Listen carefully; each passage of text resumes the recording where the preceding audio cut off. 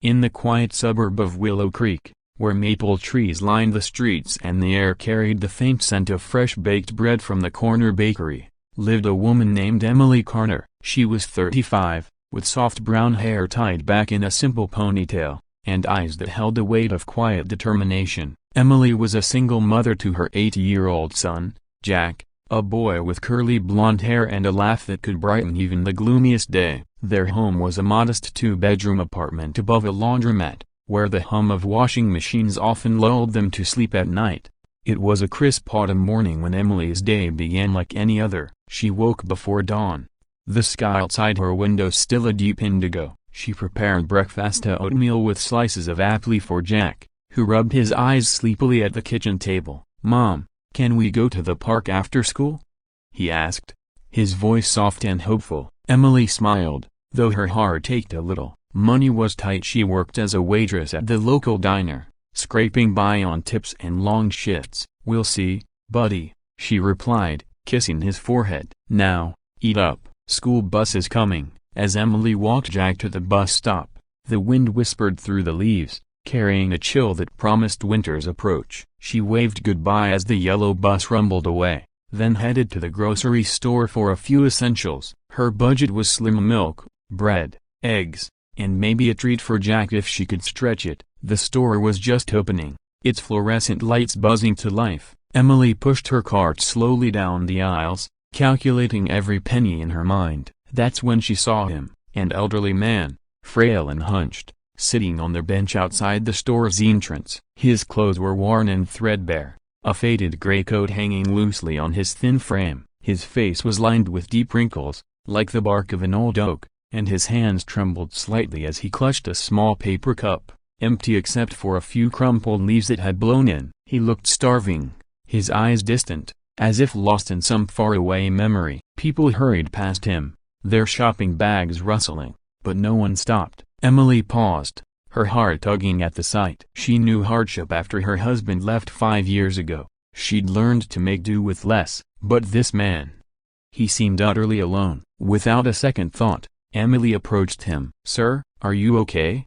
she asked gently, her voice cutting through the morning quiet. He looked up, his blue eyes cloudy but kind. "Just hungry, miss," he murmured, his words faint, like a whisper on the breeze. Emily glanced at her cart. She had enough for a sandwich from the deli counter. "Wait here," she said softly. She went inside, bought a turkey sandwich, a bottle of water, and an apple, items she could ill afford to spare, but her conscience wouldn't let her walk away. Returning, she handed them to him. "Here, please eat this." The man took the food with shaking hands, a tear slipping down his cheek. "Bless you, child," he said, his voice cracking. Emily sat beside him for a moment, the bench cold beneath her. "What's your name?"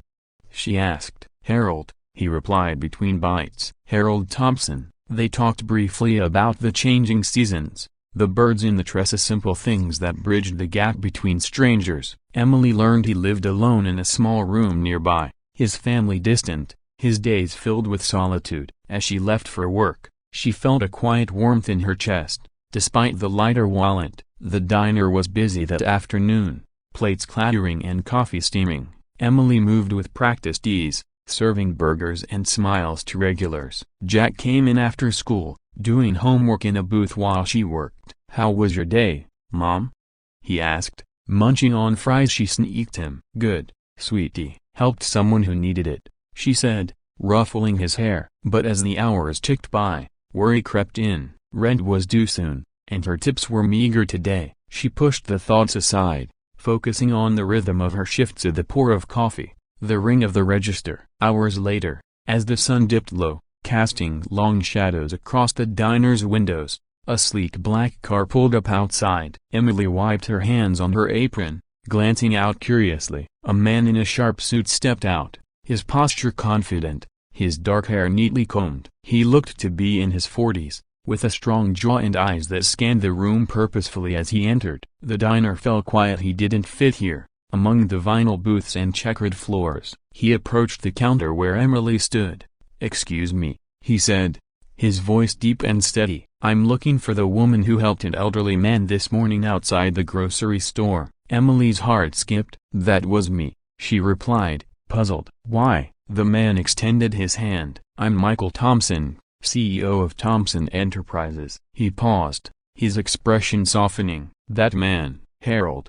He's my father." Emily froze, her mind racing. Michael explained, his words measured, like stones dropped into a still pond. Harold had wandered off from his assisted living home earlier that day, confused and disoriented. Michael had been searching frantically, alerts sent to local police. A store camera had captured Emily's act of kindness, and a tip led him here. "I saw the footage," Michael said, his voice thick with emotion. "You didn't have to help, but you did. It touched me deeply." As they spoke, tension built in the air, soft but palpable. Emily felt a mix of surprise and unease. What did this mean? Michael glanced around the diner, noticing Jack coloring in his booth. "You're raising him alone?" he asked gently. Emily nodded, her cheeks flushing. "Yes, it's not easy, but we manage." Michael's eyes held a quiet understanding. He pulled out his phone, showing a photo of Harold from better days, smiling, surrounded by family. "Dad's been struggling since Mom passed. I try to visit, but work. It pulls me away." There was regret in his tone, a vulnerability that humanized the powerful CEO. The twist unfolded slowly, like dawn breaking. Michael wasn't just there to thank her. "I want to repay your kindness," he said. Emily shook her head. "I didn't do it for reward." But he insisted, his sincerity evident. He offered her a job at his company, a stable position as an administrative assistant, with benefits and a salary that would change everything. "It's not charity," he clarified. "We need good people like you." And for Harold, Michael promised to bring him closer, perhaps to a better facility nearby, where family could visit more often. Emily's eyes welled up, the weight of years lifting slightly. Jack looked up, sensing the shift. "Mom?" he called softly. She smiled through tears. "It's okay, buddy, something good happened." As evening fell, Emily closed the diner, the neon sign flickering off. Michael drove them home, Harold now safe and resting. In the car, stories flowed, and Michael sharing memories of his father teaching him to fish by the lake, Emily recounting her own struggles, the nights she'd cried alone after Jack slept. Bonds formed in those quiet moments, fragile but real. At their apartment, Michael shook her hand again. "Thank you, Emily. You've reminded me what's important." He handed her a card. "Call me Monday about the job." As he left, the street lights glowed softly, illuminating the path ahead. Days turned to weeks. Emily started at Thompson Enterprises, her days filled with purpose, her evenings with Jack at the park, laughter echoing. Harold visited often, his health improving with family nearby. Michael became a friend, his touch hard leading to small acts of holidays together, support when needed. In the end, it wasn't about the money or the job.